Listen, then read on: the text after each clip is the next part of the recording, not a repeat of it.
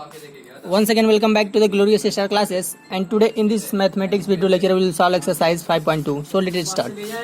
पहला क्वेश्चन कर रहा है कि find the modulus and the argument of the complex number z is equal to -1 minus i√3. ठीक है, तो इसमें हमको क्या करना है, मॉडुलस ज्ञात करना है और आर्गुमेंट यानी कि कोणांक और मापांक ज्ञात करना है. ठीक है, तो लगाते हैं इसे. सबसे पहले लिखेंगे ऐसे सोल्यूशन लिखेंगे. Solution complex number z is equal to क्या दिया है, -1 माइनस i√3. ठीक है, तो इसका मॉडुलस निकालना है. तो मॉडुलस के लिए क्या लिखते हैं, मॉड ऑफ z ऐसे. तो बराबर क्या होता है, करड़ी में रियल पार्ट का स्क्वायर प्लस इमेजिनरी पार्ट क्या है, -√3 है, इसका स्क्वायर कर देंगे. ठीक है, ये हमें पता है. अब यहाँ से क्या हो जाएगा, -1 का स्क्वायर 1 और √3 का माइनस का स्क्वायर प्लस हो जाएगा और √3 का स्क्वायर हो जाएगा 3, यानी हो जाएगा आपका यहाँ से √4.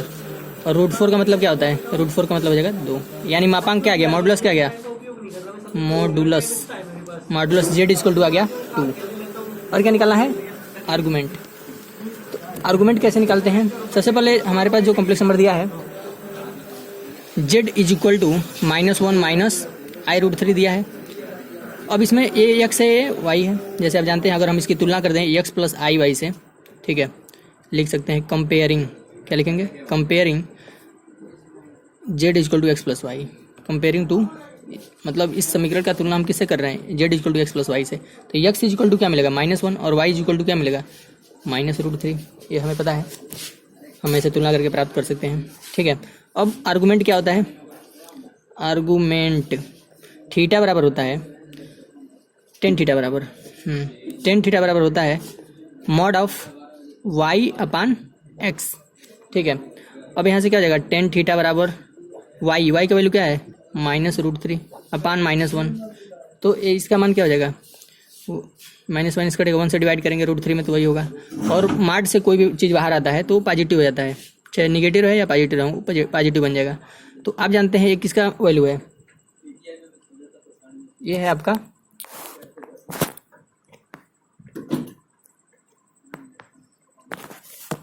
ये आपका है tan 60 डिग्री का वैल्यू, यानी 10π/3 लिख सकते हैं. यानी थीटा इक्वल टू क्या गया, π/3. लेकिन यह जो आर्गुमेंट है यह मेन नहीं है. मेन आर्गुमेंट हमें प्रिंसिपल आर्गुमेंट निकालते हैं, जो कि किसकी सहायता से निकालते हैं, क्वाड्रेंट की सहायता से. हमें पता करना होगा कि यह जो कॉम्प्लेक्स नंबर है किस क्वाड्रेंट में पाया जाएगा. तो अगर हम ध्यान से देखें, x और y दोनों है माइनस. ठीक है, तो हम अगर आर्गुमेंट की बात करें तो दोनों प्लस यहाँ होते हैं, प्लस और माइनस दोनों माइनस और प्लस माइनस, यानी तीसरे क्वाड्रेंट में है, दोनों माइनस है. ठीक है, तीसरे में क्या होता है, हमारे जो प्रिंसिपल आर्गुमेंट होता है, प्रिंसिपल आर्गुमेंट ऐसे लिखेंगे.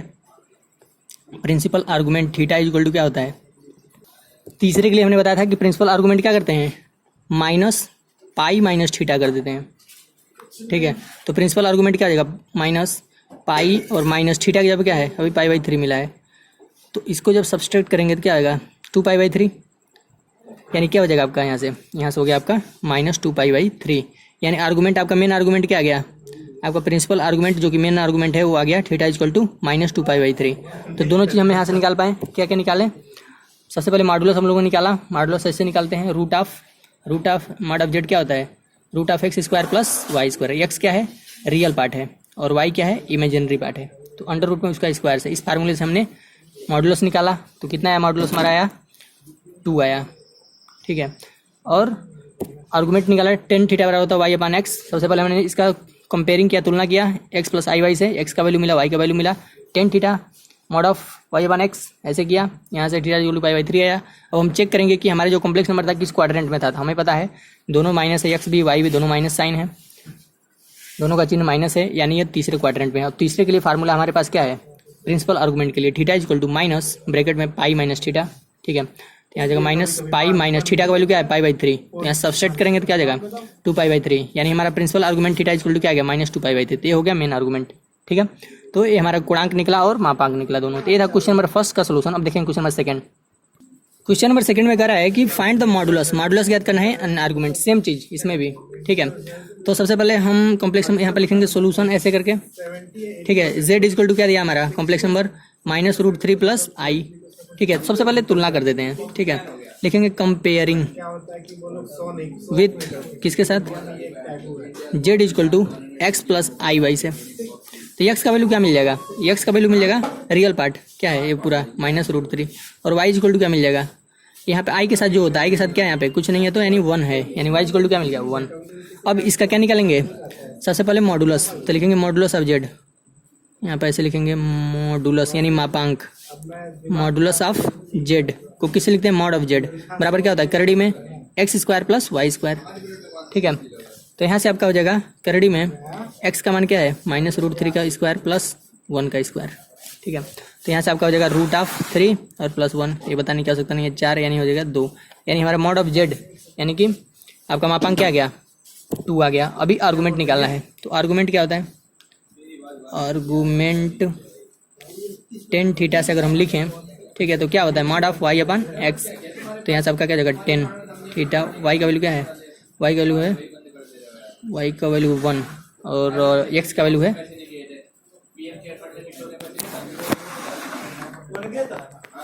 यहाँ से आपका x का जो वैल्यू है वो है -√3। ठीक है, तो ये जब मॉड से बाहर आएगा ये tan थीटा इक्वल टू 1 हो गया, और ये जो माइनस चिन्ह है वो बाहर आएगा तो प्लस हो जाएगा, यानी 1/√3। और हमें पता है कि ये 1/√3 किसका मान है, 30 डिग्री, 30 को लिखते हैं π/6 रेडियन में, ऐसे लिखते हैं। तो थीटा इक्वल टू क्या आ गया, दोनों साइड से 10 हटा देंगे तो थीटा इक्वल टू π/6 आ गया। ठीक है, अब हमें आर्गूमेंट निकाला, मेन आर्गूमेंट जो होता है हमारा प्रिंसिपल आर्गूमेंट। यहाँ से तो हमने अभी tan थीटा निकालेंगे, आर्गूमेंट नहीं लिखेंगे, tan थीटा लिखेंगे y/x मॉड में। ठीक है, ऐसे चलेगा, ऐसे आएगा। अब प्रिंसिपल आर्गूमेंट के लिए क्या होता है, हमने बताया था फार्मूला, प्रिंसिपल आर्गूमेंट जो निकालेंगे यानी मुख्य कोणांक जिसे थीटा कहते हैं, वो क्या होगा, सबसे पहले क्या होता है हम लोग चेक करते हैं कि कौन से क्वाड्रेंट में है। ठीक है, तो अगर हम ध्यान से देखें x माइनस है और y क्या है प्लस है, यानी किस में होता है, दूसरे में है। और दूसरे के लिए फार्मूला क्या बताया था, चारों के लिए फार्मूला क्या बताया था, पहले के लिए बताया था अगर पहले में होगा तो थीटा का जितना मान होगा उतना ही उसका प्रिंसिपल आर्गूमेंट भी हो जाएगा। दूसरे में क्या बताया था कि अगर थीटा का जितना मान होगा उसमें से क्या करेंगे, पाई में से थीटा को घटा देंगे, वो होगा। ठीक है, और तीसरे में क्या बताया था कि माइनस कर देंगे पाई माइनस थीटा, और चौथे अगर क्वाड्रेंट में है तो क्या करते हैं, जो थीटा आएगा उसके सामने माइनस लगा देंगे, चिन्ह माइनस कर देंगे। ठीक है, चौथे में आएगा तो ऐसे कर देंगे। तो हमारा जो आर्गूमेंट है वो किस में जा रहा है, अभी दूसरे में आया है। ठीक है, दूसरे में क्या करेंगे, pi minus theta, principal argument निकालेंगे। तो principal argument theta equal to क्या जाएगा, पाई माइनस थीटा। तो पाई माइनस थीटा की जगह क्या है π/6। कैसे हमने जाना कि दूसरे क्वाड्रेंट में है, क्यों, क्योंकि x माइनस है y प्लस है, तो अगर x माइनस y प्लस है यानी दूसरे में है। और दूसरे के लिए हमारा फार्मूला क्या होता है, principal argument equal to pi minus theta, घटा देते हैं तो पाई में से π/6 घटाएंगे तो 5π/6 आएगा। तो हमारा जो प्रिंसिपल आर्गूमेंट या आर्गूमेंट जिसे हम कहते हैं मुख्य गुणांक को आ गया π/6। हमारा मॉडुलस निकला 2 आया, और प्रिंसिपल आर्गूमेंट कितना गया 5π/6। ये था क्वेश्चन नंबर 2। अब देखेंगे क्वेश्चन नंबर 3। क्वेश्चन नंबर 3 में कह रहा है convert the given complex number in polar form. ठीक है, हमारा कॉम्प्लेक्स नंबर दिया है, मान लेते हैं, सॉल्यूशन लिखेंगे माना, या let z equal to 1 minus I लिख दिया। ठीक है, अब इसको हमें किस में लिखना है, पोलर फॉर्म में लिखना है। अब क्या करना है, हमें पता है कि हमारा जो पोलर फॉर्म होता है वो क्या होता है, z equal to r bracket में cos theta plus I sine theta होता है, यानी यह होता है पोलर फॉर्म। कौन सा फॉर्म है, पोलर फॉर्म। ठीक है, एक कार्तिक फॉर्म में दिया है, ये पोलर फॉर्म में हमें ऐसे इस फॉर्म में लिखना है। इसके लिए हमें क्या क्या चाहिए, आर चाहिए और थीटा चाहिए। अगर ये दोनों चीज़ हम निकाल लेंगे तो हम इसी में अगर आर और थीटा का मान रख देंगे तो ये पोलर फॉर्म बन जाएगा। ठीक है, तो सबसे पहले इसमें से हम आर और थीटा निकालने की कोशिश करेंगे। तो हमने बताया था जो आर होता है वो मॉड ऑफ जेड होता है, हमने इंट्रोडक्शन के वीडियो लेक्चर में ऐसा बताया था। ठीक है, सबसे पहले कुछ नहीं करेंगे, इसका तुलना कर लेते हैं। लिखेंगे कंपेयरिंग तुलना करने पर किसके साथ, z equal to X plus I Y से तुलना करने पर। ठीक है, तो x का वैल्यू क्या होगा 1 होगा, और y का वैल्यू क्या होगा -1 होगा, ये हमें पता है। अब हम r निकालेंगे। r बराबर क्या होता है, r बराबर होता है मॉड ऑफ z के बराबर होता है। ठीक है, ये नहीं बताया था, यह है रेडियस r, और यही जो दूरी होती है वो p हमने बताया था, यही क्या होता है, मॉड ऑफ z होता है। ठीक है, तो इसका वैल्यू क्या आ जाएगा, √x का स्क्वायर प्लस y का स्क्वायर, तो हो जाएगा √1 का स्क्वायर प्लस -1 का स्क्वायर, यानी हो जाएगा √2, यानी r का वैल्यू क्या आ गया √2। ठीक है। दूसरा चीज़ क्या निकालना है, थीटा। थीटा क्या है, गुणांक है या प्रिंसिपल गुणांक, मतलब प्रिंसिपल आर्गूमेंट है। ठीक है, तो उसको निकालने के लिए क्या करेंगे, सबसे पहले टेन थीटा। टेन थीटा बराबर क्या जानते हैं, mod of Y upon X. तो वाई क्या है, वाई है -1 और एक्स का वैल्यू था 1। ठीक है, यहाँ पे हम देख रहे हैं वाई का वैल्यू -1 है और एक्स का वैल्यू, तो ये मॉड से बाहर आएंगे तो 1 हो जाएगा डायरेक्टली। और 1 कितने का मान होता है, 10π/4 का मान होता है, 45 का मान। ठीक है, तो इसको π/4 लिखेंगे, दोनों साइड से 10 हटाएंगे तो थीटा बराबर क्या जाएगा, π/4। लेकिन यह मेन गुणांक नहीं है। ठीक है, हम प्रिंसिपल आर्गूमेंट निकालेंगे, प्रिंसिपल आर्गूमेंट या मुख्य गुणांक। उसके लिए क्या करते हैं हम लोग, क्वाड्रेंट देखते हैं। तो यह कौन से क्वाड्रेंट में, x प्लस है y माइनस है, तो ये चौथे में जाएगा। आप ध्यान से देख सकते हैं, ये दोनों प्लस होता है, ये माइनस प्लस होता है, दोनों माइनस होता है। चौथे में क्या होता है, x प्लस y माइनस। तो यहाँ पे x प्लस है y माइनस, चौथे के लिए क्या होता है, हमने बताया था चौथे में क्या करते हैं, थीटा की जगह पे लिख देते हैं माइनस थीटा कर देते हैं, यानी हो जाएगा -π/4। तो प्रिंसिपल आर्गूमेंट क्या हो गया, या थीटा क्या हो गया, -π/4। अब क्या करना है, अब इसका लिखना है पोलर फॉर्म। थीटा भी निकल गया, r भी निकल गया, तो पोलर फॉर्म लिखेंगे। पोलर फॉर्म क्या होता है, z = r ब्रैकेट में cos theta plus i sin theta. तो यहाँ से z = क्या हो जाएगा, r का वैल्यू कितना है, r का वैल्यू निकाला √2 और ब्रैकेट में क्या हो जाएगा cos थीटा, r का वैल्यू निकाला था √2 यहाँ पे। ठीक है, और यहाँ से cos थीटा का वैल्यू क्या है, -π/4। ठीक है, और प्लस i sin, इसको थोड़ा बड़ा ब्रैकेट लगाएंगे और इसको ऐसे लिखेंगे छोटे ब्रैकेट में ये वाला एंगल को, और यहाँ पे लिखेंगे -π/4। अब क्या करेंगे, इसको ऐसे ही लिखेंगे, इसको फिर से बदलेंगे नहीं, बस इसी फॉर्म में इसको रहने देंगे।